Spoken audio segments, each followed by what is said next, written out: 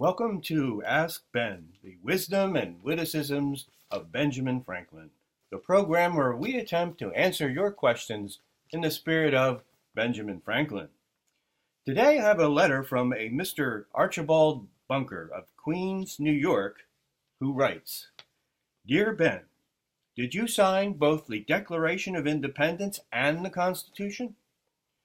Yes, Archie, it's true. In fact, I was the only one of the so-called founding fathers to sign all four key documents that led to the founding of the United States. The Declaration of Independence in 1776, the Treaty of Alliance with France, 1778, the Peace Treaty with Great Britain, 1783, and the United States Constitution, 1787. Well, thank you for your question, Mr. Bunker. I appreciate it. Say hi to the meathead for me. Let's see what else we have in our mailbag today. Dr. John H. Watson of 221B Baker Street, Groton, Connecticut, writes, Dear Ben, is it true that you were inducted into the Swimming Hall of Fame? Why, that's elementary, my dear Watson. Yes, I am a member of the Swimming Hall of Fame. I was always a strong advocate of swimming. As a boy in the Back Bay in Boston, I spent many hours swimming, and after all, I invented swim fins. And once when I was in London coming home to America, and the ship was becalmed in the middle of the Atlantic Ocean, I once swam around the ship.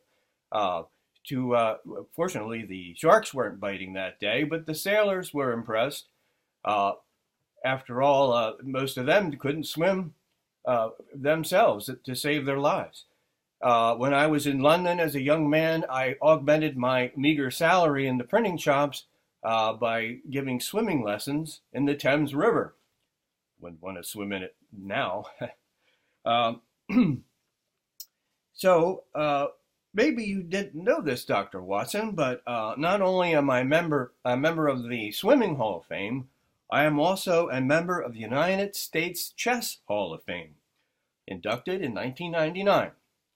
Apparently, I helped make chess a popular sport in America, and I've always enjoyed a spirited game of chess, although I believe chess worsened my gout. All those hours of sitting still, I should have been swimming.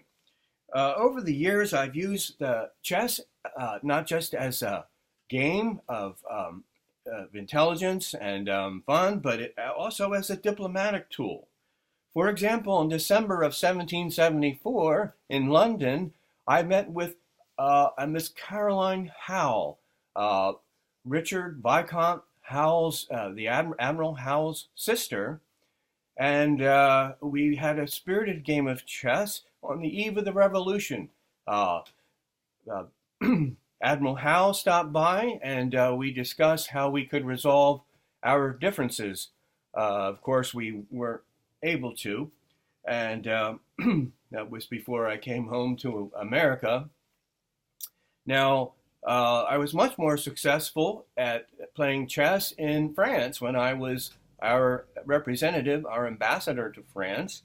Not only did I enjoy the games, but I used the games to, I played chess with French politicians, local authorities, and the ladies, of course. My colleague and fellow diplomat, John Adams, did not approve. He said I dined out every night, spending Congress's money, and playing chess till all hours of the night. So much for poor Richard's aphorism, early to bed, early to rise, makes a man healthy, wealthy, and wise. Well, aphorisms are meant to be broken, after all. Anyway, Mr. Adams did not approve, but then Mr. Adams didn't understand the character of the French people. That was how business got done. Nobody was in a hurry there. Perhaps that's why it took so long to sign a treaty that helped us. Of course, we couldn't have won the war without the French, without the help from the French, their military, and all of the ordnance supplies they gave us. But Mr. Adams, he didn't really like the French people. It didn't help that they kept confusing him with his cousin Samuel Adams, from Boston, the guy who makes the beer. Yeah, that's Sam. Sam Adams, but they referred to John as the other Adams. Anyway, it's true, I did spend many a night playing chess with the ladies. In fact, I am here right now playing a spirited game of chess with my dear, dear friend, Madame Brion of Passy, my neighbor. Oh, checkmate, Dr. Franklin. Yes, so I see. Madame Brion, please come out of the bathtub. You're getting the chess pieces all wet. Well, I'm afraid that's all we have time for.